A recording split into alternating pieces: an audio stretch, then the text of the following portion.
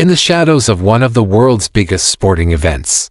Something far more serious was unfolding behind the scenes, something most people watching the excitement of the 2026 World Cup would never see. As millions of fans prepare for packed stadiums, global travel, and celebration, U.S. authorities launched a massive, coordinated crackdown known as Operation Red Card.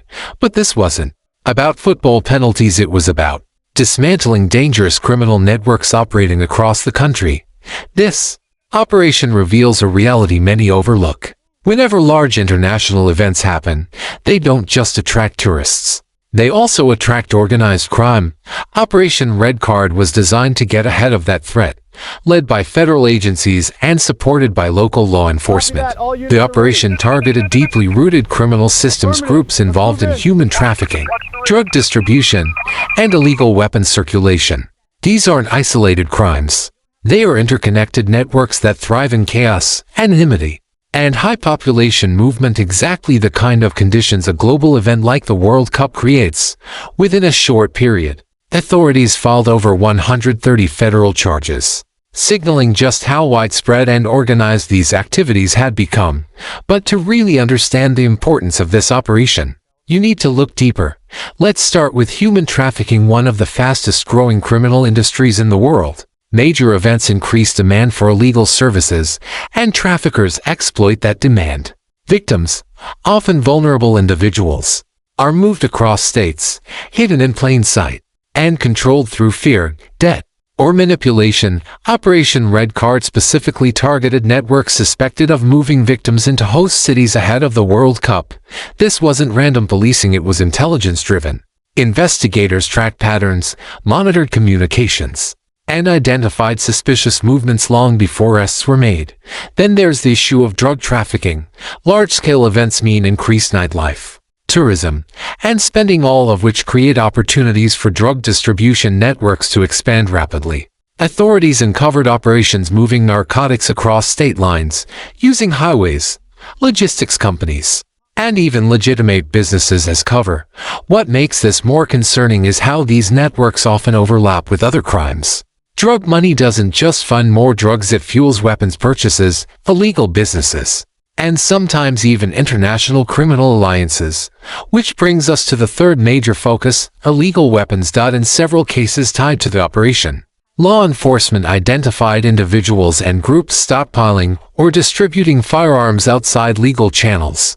These weapons don't stay in storage, they end up in the hands of gangs, traffickers, and individuals involved in violent crimes. By targeting these supply chains early, authorities aim to prevent potential violence before it could happen, especially in crowded cities, expecting millions of visitors. Now here's what makes Operation Red Card particularly significant. This wasn't just about reacting to crime.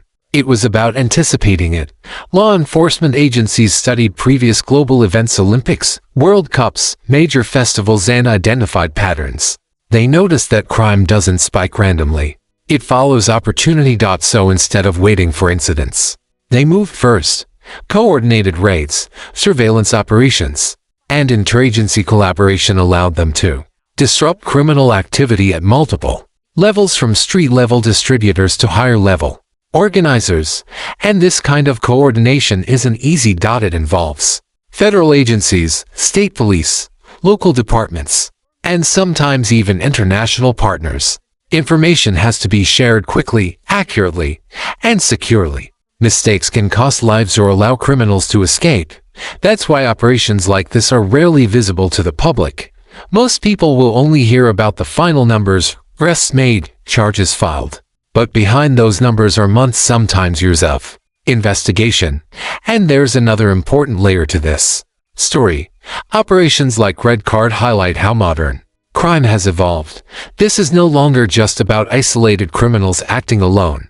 Today's threats are networked, adaptive, and often global. A trafficking ring might operate in multiple states.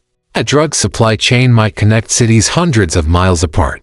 A single illegal weapon can pass through several hands before being used in a crime. Stopping that requires more than routine policing, it requires strategy. But here's the reality check. Even with over 130 charges filed, This operation doesn't mean the problem is solved. It means authorities disrupted part of a much larger system.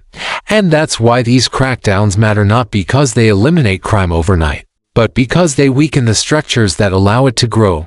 For viewers, especially those in the US, this is important to understand. Major events like the World Cup are not just about sports. They are complex logistical operations that bring both opportunity and risk.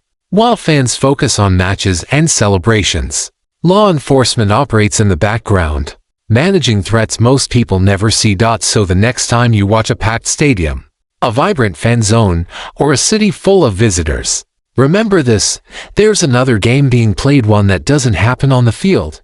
And operations like Red Card are part of the effort to make sure that game doesn't spiral out of control.